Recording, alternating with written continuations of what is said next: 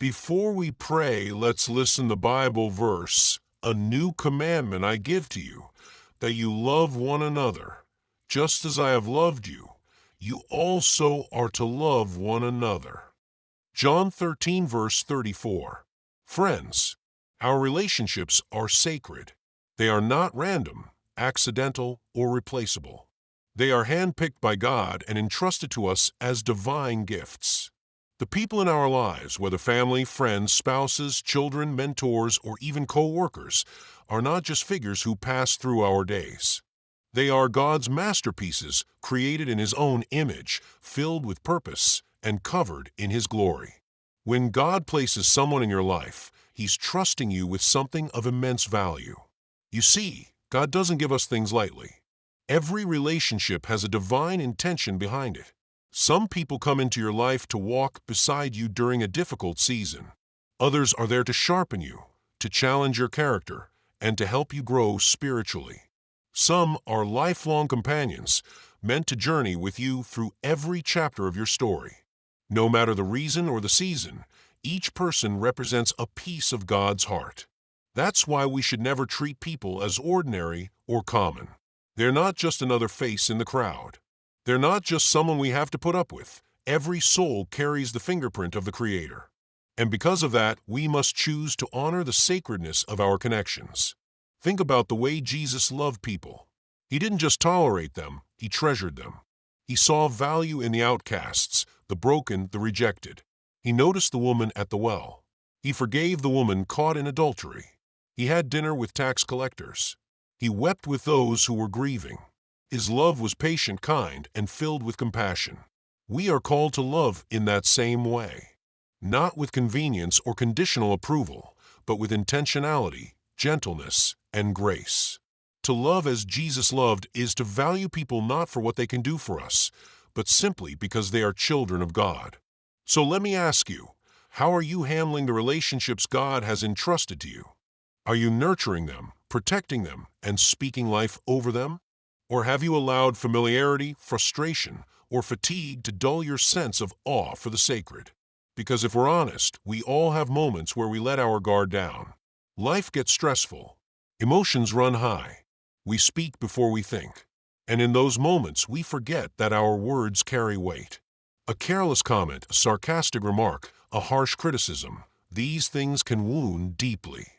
And while we may forget what we said, the other person might carry that wound for a long time.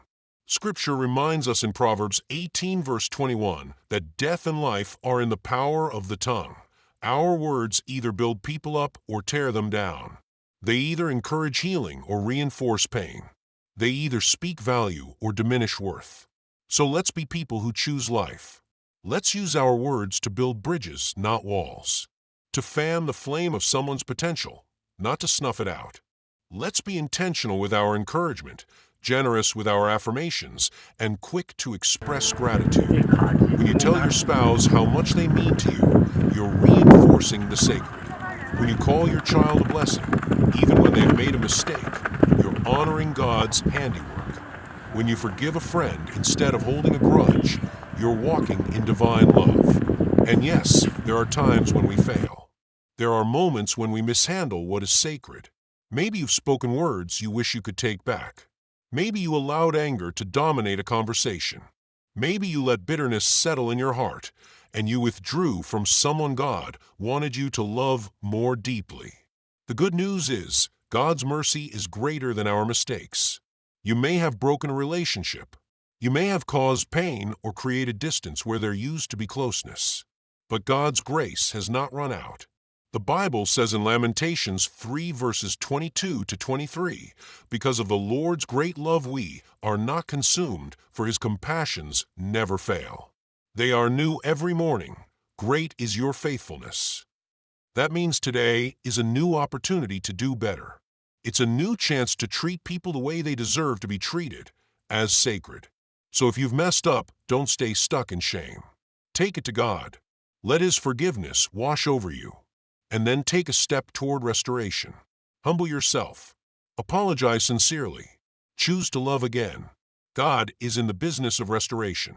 What you shattered, He's able to put back together. What's been strained, he can strengthen. What's been lost, he can redeem. He's the healer of hearts, the binder of wounds, the restorer of broken connections. But we have to be willing to surrender it all to him. We have to release pride, resentment, and fear, and allow God to work in and through us. Every person you meet is fighting a battle you can't see, and your kindness might be the very thing that helps them keep going.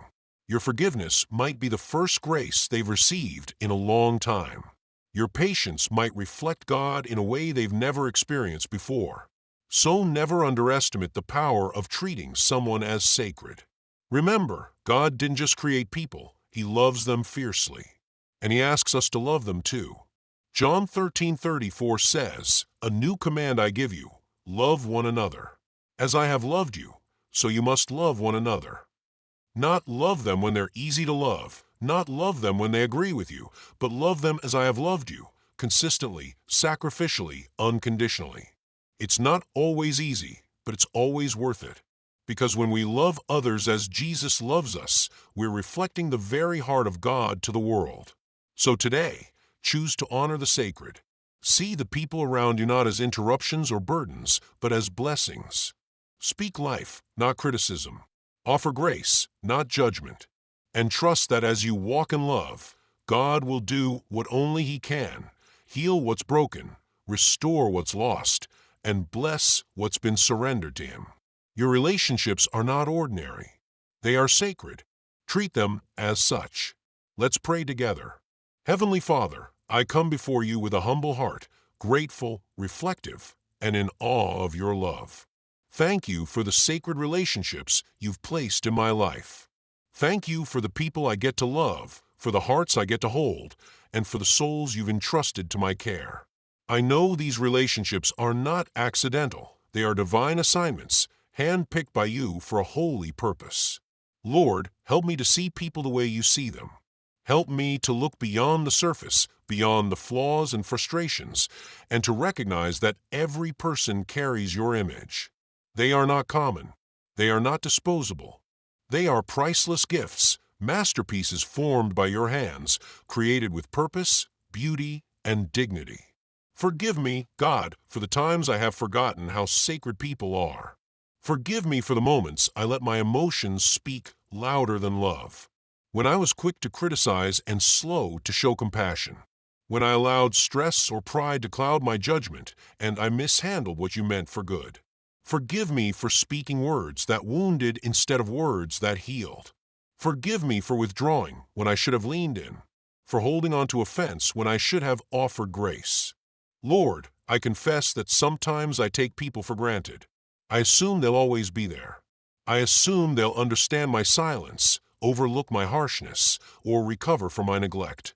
But you remind me that people are not things to be used. They are sacred souls to be loved, nurtured, and protected. Teach me how to love like Jesus. Help me to speak gently, to forgive quickly, to listen more than I speak, to honor each person's value, even when it's hard. Help me to be someone who builds others up, not someone who tears them down. Let my words be seasoned with grace. Let my actions reflect kindness. Let my presence bring peace, not pressure. Father, I lift up every relationship in my life right now. I ask that your hand be upon them. Restore what has been strained. Heal what has been broken. Soften the places that have grown cold or distant. Let your Holy Spirit flow into every conversation, every connection, every moment of interaction. For the relationships where I've caused pain, Lord, give me the courage to make things right. Show me where I need to apologize. Humble me where I've been prideful. Give me the words to speak life and not shame. Let me be a vessel of reconciliation, not division. And for the relationships where I've been wounded, God, I release the hurt to you. I let go of bitterness. I lay down resentment. I choose forgiveness, not because it's easy, but because you forgave me first. I choose to love again, to hope again, to trust that you can restore what feels impossible. Thank you, God, for being the master restorer. Thank you for not giving up on what's broken. Thank you for your mercy that covers my failures, for your grace that lifts me when I fall, and for your love that never runs out. You see every tear that's been cried. You hear every unspoken word. You know the weight that each heart carries. And you promise to be near to the brokenhearted. You promise to bind up wounds and bring beauty from ashes. So right now, I surrender it all to you. Every strained relationship, every unsaid apology, every painful memory, every fear of rejection, every wall that's been built. I lay it all at your feet.